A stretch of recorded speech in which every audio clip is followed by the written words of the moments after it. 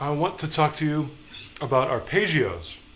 And in the world of guitar, many people use the sweep picking technique for arpeggios. And I've done it myself, but I really prefer a lot of other methods. So I want to introduce you to those, and we'll let the sweepers of the world take care of the sweeps. My favorite way of doing arpeggios is string skipping. There's a couple different ways to string skip. The most basic one I would want to show you would be this E minor triad. 2 notes on the E string, and then 2 notes on the G string, and then 1 note on the D string. I'm doing that with 3 downstrokes, and all the rest of the notes are pulled off. I like those pull-offs because they make the lick sound very smooth and natural. And that kind of shape allows me to do different phrases, hammer-ons and pull-offs. To me, that kind of phrasing is very natural and very musical and very useful in tempo. So experiment with using those in different tempos in your music. You know, if you're it's a cool way of throwing in arpeggios with almost more of a pentatonic style of phrasing. Another way of doing arpeggios is to take a short or small shape. For example, this shape. Very simple. I'm using the same frets, 7 and 10, on the low E and low A strings. And this happens to be all the notes in an E minor 7th arpeggio. It's got the root in the 3rd, it's got the 5th and the 7th. That's all you need. So let's take it up an octave and start it here. Same fingering shape, just an octave higher. And once again up an octave. So real slow. This is a really cool way of visualizing how to play an arpeggio. Because you have the same shape in 3 places. And all you have to do to be able to find those places is know where your octaves are.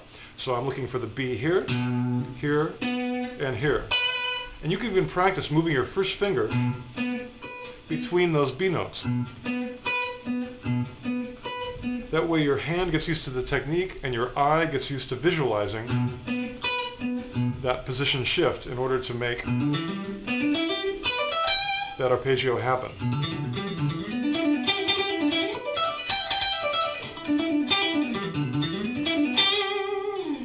Let me show you a couple more examples because this is a really good technique for even more complex 7th arpeggios.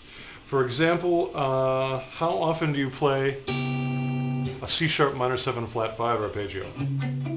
Probably not very often, but that's because you don't know one, or at least I didn't until I learned this very simple shape. It's B and C sharp, then E and G. That's it. That's all you have to know. And then just put that in the octaves. Up an octave starting on B, up an octave starting on B. Same shape every time. Then just experiment with it to try to find hammer-on and pull-off sequences that allow you to go between the positions.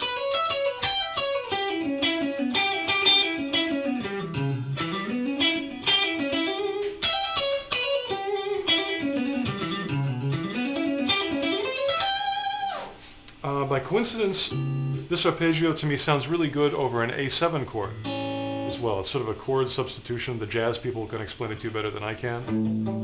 But it sounds nice over this chord.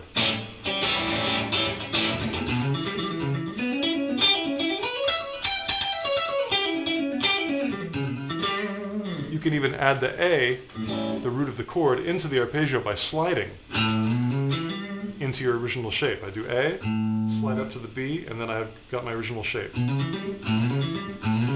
I can do that each time. Here's the A, here's the A. That's a nice sounding arpeggio.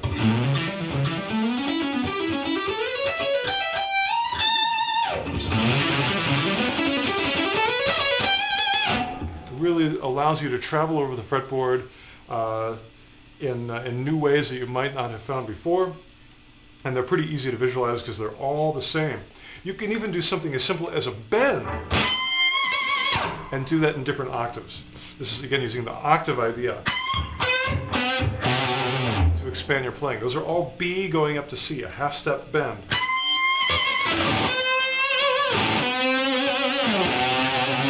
Or add a little phrase to it.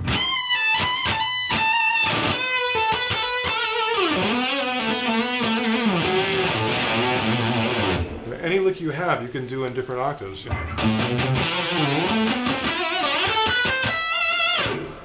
You could do a cool phrase like this, like.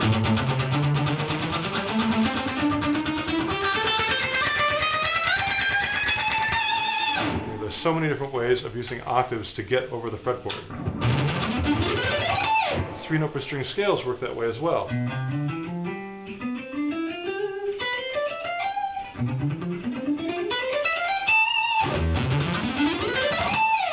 So I recommend learning those octaves, and suddenly the world of arpeggios